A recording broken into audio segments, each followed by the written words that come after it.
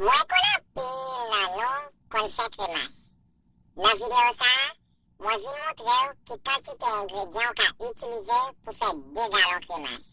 Bonjour, bonsoir tout moun. Koman nou ye? Pou m fè kremas mwen, mwen bezwen 6 kokoye.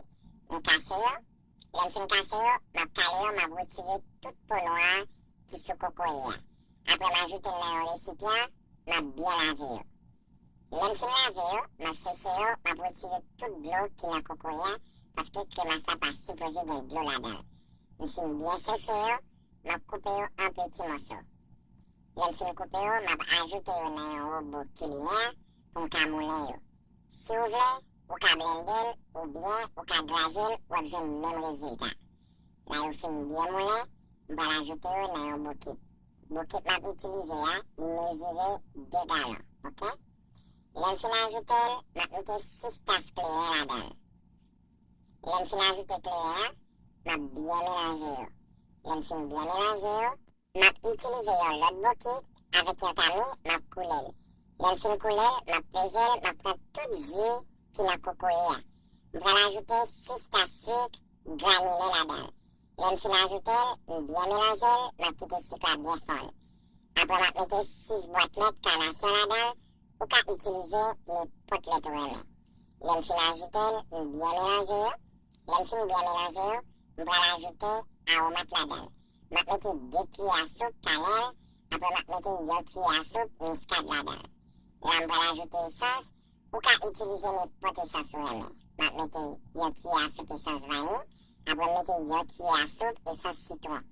Lem fin ajoute yo, map graje bergamote, sou pa gen ou ka itilize citron, ok? M fin graje, m ajoute la dan. E pi map bien mélange yo. Lem fin bien mélange yo, m pral mette 6 boîtelet kondanse la dan. M fin ajoute yo, m bien mélange yo. Lem fin bien mélange yo, map mette 2 cuillères soupe jus de citron. Lo mette la kremasa, li konserve kremasa pou plus tan, e li bali yon bon go. Lem fin ajoute, m bien mélange yo. La m pral ajoute alcool 95. Ou pa ka fè kremas son pa gen alcool 95. Se li men, de pou mette la kremas la, li chauffe kremas la, e li bay kremas la yon bon go. M ajoute 300 ml la dan.